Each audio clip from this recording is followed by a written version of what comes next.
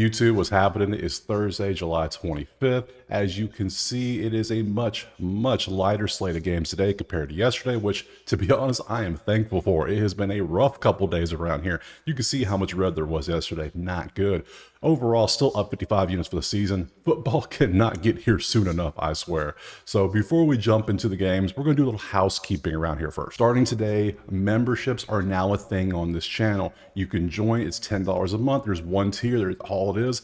And inside there, you're going to get the recaps. And I have to remove those from the end of the video for a reason. There are a large amount of people that join the video. They don't watch none of the content. They go straight to the end, watch 60 seconds, and then leave and never come back. That is the worst thing you can do for a YouTube channel, because if it's a 50-minute video and you watch 1 minute of it, that tells YouTube this video should not be pushed, and it effectively destroys the channel. I've been experimenting with the recaps for about a month now. If you've been here, you know how I've been doing this. I had no recaps for a while, but the last month or so I've been doing it. And I noticed it actually is hurting the channel more than helping it. So what I'm gonna do is, because I understand recaps are important for a lot of people because they're busy. You don't have time to watch a 50-minute video. I get that completely. But what I'm gonna do is I'm gonna make that a member only feature, because that is a perk, because the plays are here, the breakdowns here, it's all here. If you want convenience, you're going to have to become a member. You'll get those there. On top of it, I also created a Discord. And what you see here is what I'm going to post every single day in the member chat on YouTube and in the Discord. You can see both that way. It's typed out. You don't even have to watch the video if you don't want to anymore if you're a member, because it's all going to be typed out. So I want to make sure you have all the options, but I can't do it at the expense of the channel suffering. And having people just watch 60 seconds to leave is effectively destroying the channel. And look, I ain't doing this for fun. I'm trying to grow a brand. We're trying to grow a business around here, and I need to do what's best for the channel. So we're going to be doing this going forward. If you join, I appreciate it. If you're still watching, I appreciate it. And look, if you get upset and leave, hey, I understand completely. I get you, but this is business. We got to do what we got to do. So there's 8 baseball games. Let's go ahead and jump to that first one right now. All right, first game, San Diego and Washington, noon Eastern first pitch is wild. That's early for a Thursday. 8.5 is your total. Looking at the numbers, 54.6 NERFI based on what they've done this year. 6 runs a game while batting .325. That's 4th and 2nd in the last 3 games for San Diego. 6.7 strikeouts. They're always top in strikeouts, or top 10. Washington, 2.7 runs, .213 average. They're both 21st in the majors in the last 3. So big advantage for San Diego with the bats. 4.3 strikeouts for Washington. That's first in the majors. So neither team striking out much. San Diego way better on offense. So already leaning San Diego money line. Looking at the pitchers, Corbin's one of my dudes I don't tend to bet on, but I can admit when I'm wrong sometimes, because he hasn't had a blow up game. He's had pretty average games and a couple good games. So you can see what he has. And he has faced San Diego, 7 innings, 5 hits, 3 earned. You see what he did. And Cease is also going out there. He's had some blow ups, but his best game was he had a gem against Washington and a couple gems against Cleveland and Atlanta. So he's either throwing gems or, you know, he gets blown up a couple times. He's up and down. He's an elevator. So we have the pitchers. Corbin's more consistent. Cease is more up and down. That's what you get. So looking closer at their backgrounds, Corbin historically against San Diego dudes, there's a home run for Bogaerts. There's a home run for Kim. Outside of that, not much. Some high averages for Kim, Cronenworth, and Bogaerts. Nothing else is really standing out. San Diego kind of struggles against lefties a little bit. These are red, but they're not terrible numbers. Like 290 is not bad, even though it's Louis. And 303, 429, 343, you see those. Look at the props. Corbin strikeouts is 3.5. I'm not taking strikeouts against teams that are top 10 in strikeouts right now. I just can't do it. Even though he might strike out 5 or 6, hey, you might. I don't trust it, so pass on that. Hits, earned runs, walks. He's been pitching great recently on the walks. And yeah, head to head, he struck out 3 last year when he faced him, and 5, and we're at 3.5. That's no, can't do it. So Cease on the other hand, look at his background history against the Nationals. Nothing over here except a couple RBIs. Ramirez is the only one that's done anything. Lots of zeros. I like to see that. Washington versus righties, about 50-50. You can see the numbers, 287, 263, things like that. Nothing stands out, nothing crazy. And you can see walks, strikeouts. I'm not really gonna. He's been striking out more recently. Washington is 21st in average, but they're first in strikeouts. If they were like 10th in strikeouts, I would take this, but I don't know. Let's go to head to head. He's got 9, and that was the one game earlier. Yeah, I just can't. I can't do it. So I'm gonna pass on it. Hits, earned runs, and pitching outs. Pitching outs. He's been pitching more recently too. If he doesn't get rocked like he did here, I think he can get to 6 innings pretty easily. And I don't think Washington has the bats to rock him because we see Washington's offense isn't that great right now. So I'm going to take Cease pitching outs over 17.5. And I'm also going to take San Diego on the money line. So we'll take those two because we're going to kind of fade Corbin and hope he finally blows up. So we'll take those two and move on to the next game. All right, next up we got Baltimore and Miami. You can see Baltimore's a heavy favorite in this one. 8.5 is your total. Looking at the number, 63.8 NRFI based on what they've done this year. 2.7 runs while batting 191 for Baltimore in their last 3 games has not been great. And Miami is 5.3 and 298, both top 10 in the last 3 games. So Miami has the advantage offensively. Baltimore's even striking out 29th at 11.3 strikeouts a game in the last 3. Ugh. So you obviously got to give the advantage to Miami on the bats, but on the pitching, maybe we got to go with pitchers because we got the all-star right here, the starter Corbin Burnes himself, Mr. 1 inning. You can see what he's done. You know, he's had great. He was the all-star starter for a reason. I mean, still think Skubal should have been, but hey, top 2. Hey, I'm cool either way. So you can see he's pretty good. He hasn't faced Miami recently. Miami has not faced Baltimore recently. Munoz 5.4 to 139. You can see he gets blown up some.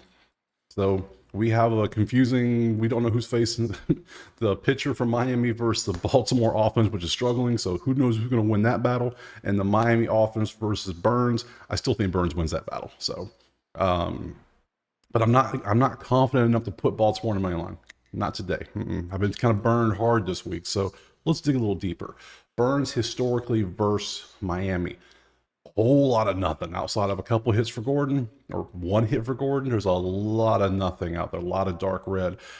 Miami versus righties, you can see they're about 50-50. Nothing, there's no 300s. There's barely even high 270s. So there's a couple 270s. That's it. Look at the props here. Strikeouts is at 6.5 for him. Why is it so high? He faced him in 23 and got 6 strikeouts. For the season, he's only gone over 6.5 strikeouts 3 times. This is the same situation as Canning yesterday. It was 19 out of 20 times. It was a certain number. So I'm taking it again. I don't care. The stats are there for a reason. We take the stats around here. We ain't taking no gut feelings. We're doing stats. So if he gets 7 strikeouts, hey, by all means. But Miami's not striking out much, and they're actually hitting the ball well. So for me, I'm taking the prop. I don't care. I'm going Burnes under 6.5 Ks. And it's favored. It's 155. So yeah, I'm taking that. Burnes under 6.5 strikeouts. Good look at all that green all season. His first game, it was Seattle, Angels, and Philly. Everything else has been green. So yeah, no, we're going to do that for sure. Let's look at hits. Let's go last 10. Earned runs, walks, and pitching outs is a good one too, but 18.5 is, ooh.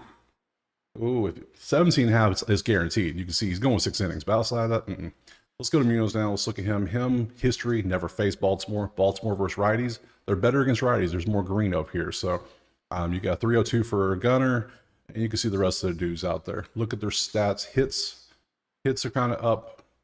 Strikeouts is no, earned runs no, and pitching outs is up and down. So nothing there looks really good. So for me, NRFI, I don't. No, we're not doing NRFI. Munoz worries me against Baltimore because we know Baltimore has the talent.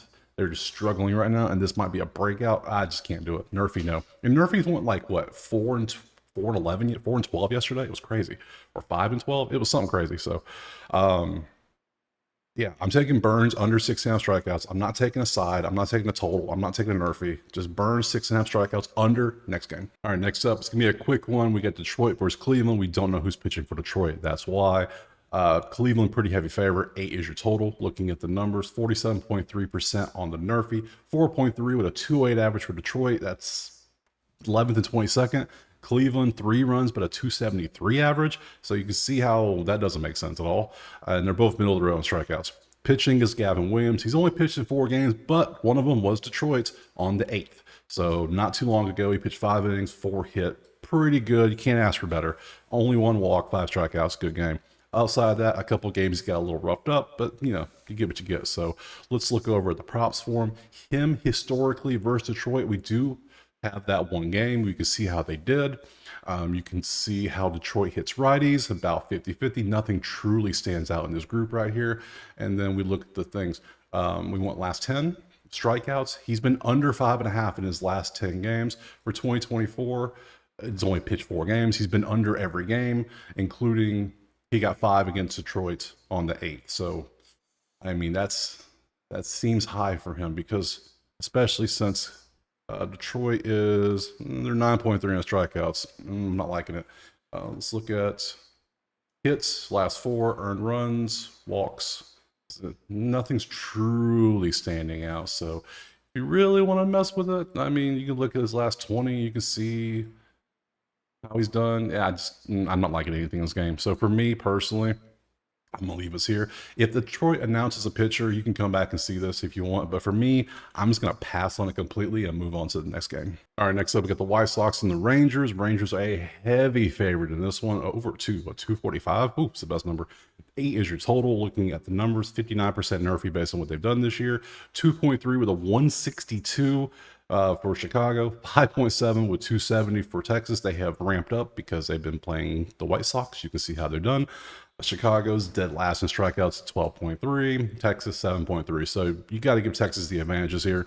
Looking at the pitchers, we got Cannon going out there. Has not faced Texas recently. Hasn't done too great recently. A couple games of 4 earned runs. There's a 5 here. He had a gem against Houston. But outside of that, up and down. Could be potentially get traded too. That's a thing this week for him. So he might get moved. Who knows? Scherzer, always a potential to get traded because he just moves around a lot. You can see he hasn't faced the White Sox recently in his few games. He's been all right, not bad, nothing too terrible. This was his worst game, was Baltimore, so nothing too bad there. So look at props a little closer. Let's look behind the scenes. Cannon has never faced Texas. Texas versus righties, more red than green. That's something concerning, but there's nothing that truly stands. There's no 300s on the screen, so nothing's really standing out.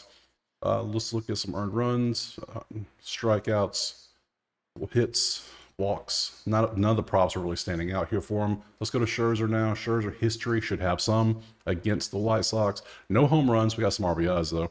Batting average, DeJong has got a 308 and 13 at bats. Pham's terrible, 111 and 18 at bats. You can see the stats there. And White Sox against righties is not good. So because it's the White Sox, what do you expect? So let's look at Scherzer. Strikeouts is at the under. Let's go to over so it looks better.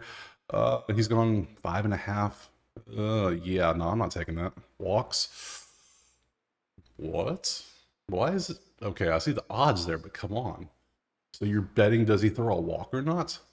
And it annoys me because Hard Rock is my main book because I'm in Florida and they don't do walks. It annoys me. So I have to look elsewhere off the shores, if you know what I'm saying, to find these. And yeah, if they're on these books, they're offshore too. So, that's a fun one, but he never goes higher than 2, so I think I'll leave that alone too. So for me, we got Scherzer pitching. I mean, it's going to be a parlay piece, but it's got to be Texas money line. I can't take anything else on this one. Hell, if anything, I might take Chicago. What's team total? Like 3.5 probably. Let's take a look at it.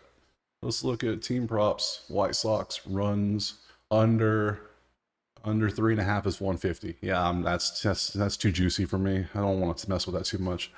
If it was 4.5, 2.5, yeah, no, I'll just take Texas money line. It'll go in the parlay at the end. I got San Diego, so we'll have a parlay at least of something, and then we'll move on to the next game. All right, Tampa and Toronto. We have it pretty much a pick 'em as it probably should be. 7.5 is your total. Looking at that number, it's 50.6% NRFI based on what they've done. 2.7 versus 4.3. Slight advantage Toronto in the runs. 124 and 253. That's a heavy advantage for Toronto in the runs. Tampa is last in the majors in the last 3 games hitting the ball. That's not good. And they're talking about trading their players away, which, hey, whatever, do what you do. So you're 51 and 51. You're trying to sell. That's crazy. 10.3 strikeouts. That's third to last, and then 8 for Toronto, which is 13. So Toronto has the advantages in all the batting statistics. Looking at the pitchers, we have Taj Mahal Bradley, as I will keep calling him because he's balling out for me. We can close them out, and let's bring Bassett down too. We'll start with Bassett first. Game log 371 with a 142. You can see the numbers. Dude's been giving up runs like crazy. Hasn't faced Tampa Bay recently, so has he faced Tampa all this year? I want to see. He has. He gave up 3 runs in 5. So only the first game of the season, 6-4. So he just gives up runs to everybody. Taj Mahal himself, we see, had a gem for 7 innings. Dude is pitching amazing recently. Look at all these numbers. This nothing. Now he's due for a blow up. They all do. Every time you have somebody who's pitched great, all of a sudden, bam, 8 runs. It's due eventually. If you believe in the due theory, there you go. I don't. So, but it could happen. So you never know. Statistics wise, he's a beast. So you got to give the pitching to Tampa. You got to give the batting to Toronto. They cancel out the money line. That doesn't help with the pick'em. So it's a pass. On the Nerfy, I trust Taj. And I trust Bassett to shut down the Rays offense for 1 inning. That's about all I can trust because I don't care how bad Bassett is. Look at the offense. If Tampa can score a run in the first inning, congratulations, you can have my unit. I'm taking the Nerfy in this one. So yeah, guys too. So, and I think Taj can shut down Toronto's offense enough in 1 inning, and maybe not through 5 or 6. Same with Bassett. Bassett might give up 7 runs, but no, just don't do it in the first. So let's dig a little deeper. Let's see Bradley history against Toronto. You can see the numbers. Vladdy's got a home run and 8 at-bats with a 375 average. 2 home runs for Springer and 8 at-bats. That's interesting. That's worth noting. Toronto versus righties. You can see they like hitting some righties. They do like it. Got some 300s, got some higher 2s. You see the numbers. Looking at some props. Earned runs. He has been beast moding recently. Ever since he gave up 9 to Baltimore on June 1st, he's been a beast. See, I told you, he'll blow up. There'll be another big red column eventually. So it's not today, please. Strikeouts, 4.5. How much is Toronto striking out? 8. That might be a play. That's looking promising. Head to head, he had 7-4 both last year. First time this year he's facing them. Let's see, hits. I can't take hits. Come on. I took a couple of these walks too.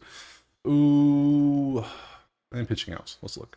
His pitching outs keep going up too. I don't think it's even here. He got pulled. He pitched great. He still got pulled early. Ugh. Okay. I think I'm going to take the strikeouts. I think that's what I want to take. Bradley over 4.5K. That's what I think I want to do. Now let's look at Bassett too. Bassett history versus the Rays. 2 home runs at 9 at-bats for Belo. 1 for Mead, 1 for Randy, 1 for Palacios, 1 for Siri. So somebody's going to hit a home run probably today off them. Right against righties, you can see they're better against lefties, but you can see the numbers. Nothing's truly standing out except .089 is green. That's hilarious. Let's see strikeouts. Bassett does strike out, dudes. Hits. What's his head-to-head? He's faced them 4 times in the past 2 years. Hits, earned runs. This is all. I'm not liking any of these. Nothing even. Oof. He's either going 7 or 5. He don't really do much. Okay. And yeah, I don't trust those. So for me, I'm going to take the Nerfy. We're going to rock with those 6 easy outs. What could happen, right? It's just 6 outs after yesterday. Who knows? And then I'm taking Bradley to get over 4.5 strikeouts, and we'll move on to the next game. All right, next up, Giants and Dodgers. After that wonderful game yesterday, you can see Dodgers are still decently favored today. 8.5 is your total. Looking at the numbers, 46.3% Nerfy based on what they've done this year. 4 runs a game, batting 196, and they still put up 8 runs yesterday for San Fran. Dodgers, 3.7 for 16th while batting 220 for 17th. They didn't do well yesterday. They batted 161. And they are striking out a good bit too. They're in the 20s for the past 2 weeks on strikeouts. That ain't good. Today for the pitchers, we got Logan Webb going out there for San Fran, 359 with a 127. Has faced the Dodgers recently, 7 innings, 5 hits, 2 earned. That was on the June 28th. You can see what he did. Pretty good game. I mean, not bad. You get what you get there. So, he's going up against Clayton Kershaw, making his debut. Last game was in October, so you can see before that he faced San Fran twice. Though, but I mean, look at this. We're talking 10 months ago, so it's his first game of the season. So, I mean, do what you gotta do. We'll see how he performs. Rust is always a factor. It's got to be. I know you've been practicing, but it's got to be. We'll see if he's the real Clayton Kershaw. We'll see what he does. But when he pitches great, he's a beast. We know this. So let's look closer, see what we got. Let's look at the matchup. Kershaw versus them history. Stremski's got a home run. Fitzgerald's got a bomb. Flores and Estrada got bombs. You can see the averages up and down. We got some greens. Giants versus lefties. Giants love hitting lefties. As you can see, we got 420, 360. Everybody, 3, 4. Everybody's high. So, ooh, you're okay. Giants love them some lefties. Let's see what Kershaw props we got today. And I'm just going to, I don't even know what to do. Let's do head-to-head because I can't really do last 10 because that's 10 months ago. Let's do head-to-head history. Earned runs, strikeouts. He doesn't go over 5. Interesting. Hits, walks. Walks might be a thing because we saw the thing yesterday with Glasnow. He walked the first 2 batters, I believe. So that's a thing. I'm gonna lay off his props. It's probably smart. I need to see what he does, see how he is. Kind of like when Scherzer first came back. I was like, let's watch a couple games, see what he does. I'm gonna do the same thing here. Webb, let's do his matchup real quick. Webb versus Dodgers history. Taylor's got a bomb. Freddie got one. Freddie's batting 412 against him. That's pretty high. Aside of that, a lot of reds that actually matter. 294 for Taylor. So Freddie might be a play today on like a single player thing. Versus righties, not so good. Not so good. I mean, is it crazy to think to take San Fran today just because of the statistics and after yesterday too? It seems crazy, but I might do it. I mean, I know they're dogs, and they'll go in they might go in the parlay. We'll see. If I don't have enough to go in there, I'll throw them in there. But I'm thinking about taking him. Let's look at the props. Pitching outs is 18.5. He's been trending down recently. Ugh. Strikeouts is also trending down, a downtrend. Hits are going up. His last 10, he's gotten worse. And now he's going against the Dodgers, who are 220 average. It was 161. Ooh, not good. Not good, guy. Not good. Okay. Okay, so for me, I'm not going to take the props. I don't like any of them. I'm going to take San Fran on the money line. Kind of like my Oakland one yesterday. Went terrible. But there's always that one underdog every day that surprises you. I think this is the one. I think everybody's going to be focused on Kershaw. It's his first game back. I think he might not be as crisp as everybody thinks he will be. So, statistic-wise anyways. Statistically, you see San Fran loves them some lefties. We see that LA struggles against Webb. So, yeah, I'm going to take San Fran on the money line. That's what the odds. It's 120. I thought it was higher. So, okay. It's not that big of an upset, but I'm taking San Fran on the money line, and we'll move on to the next game. All right, next game, Atlanta in New York. It's basically a pick 'em, a little bit of juice on Atlanta. 7.5 is your total. Maybe Chris Sale gets the pitch today. We'll see.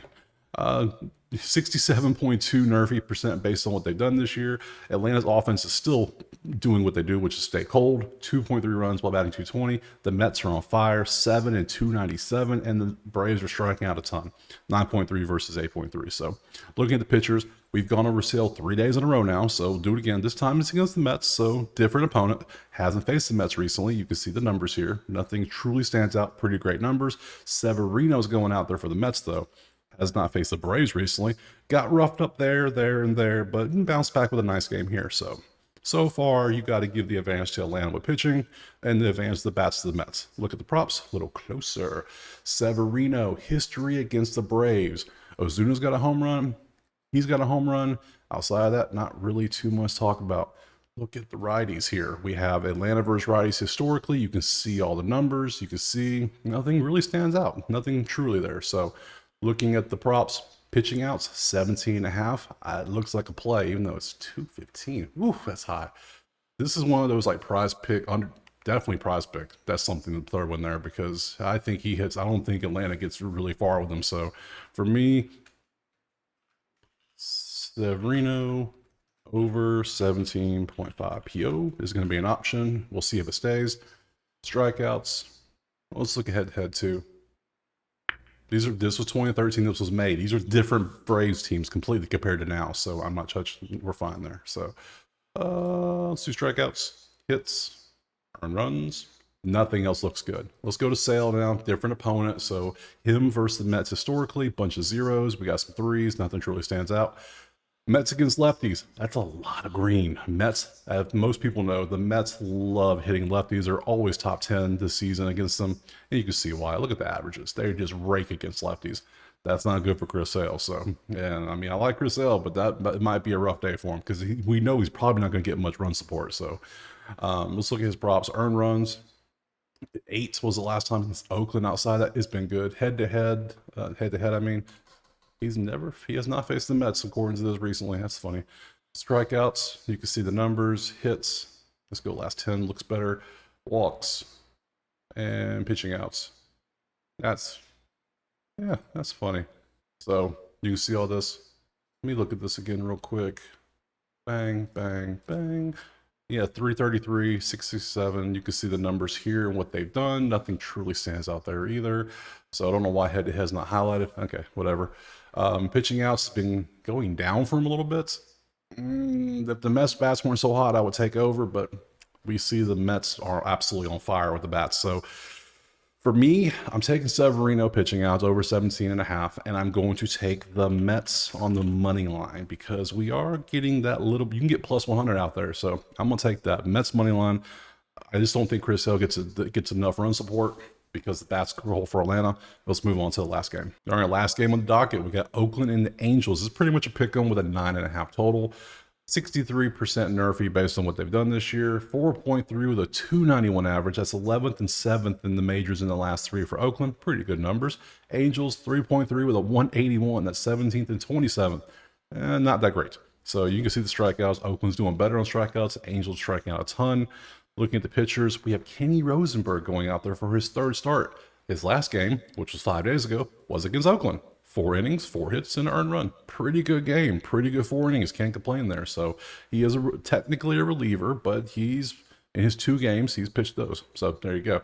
And Stripling is making his first appearance since May 24th. It's been a minute since this dude's pitched, so it's been over 2 months. 2 months and a day to be exact. So, and you can see he was getting roughed up before he got hurt. So we'll see how he does today. So you can have that. We'll try to look at some props. Stripling hasn't pitched in 2 months, so I'm not doing any props on a dude who hasn't pitched in over 60 days. Impossible. But I will show matchups when I can. History. There is no real history because that's Rosenberg. Hold on. Boom. There we go. Stripling. Renfroe has 1 home run, a bunch of red. Angels versus righties. You can see the numbers. Only Hop stands out at 296. Nothing else stands out here.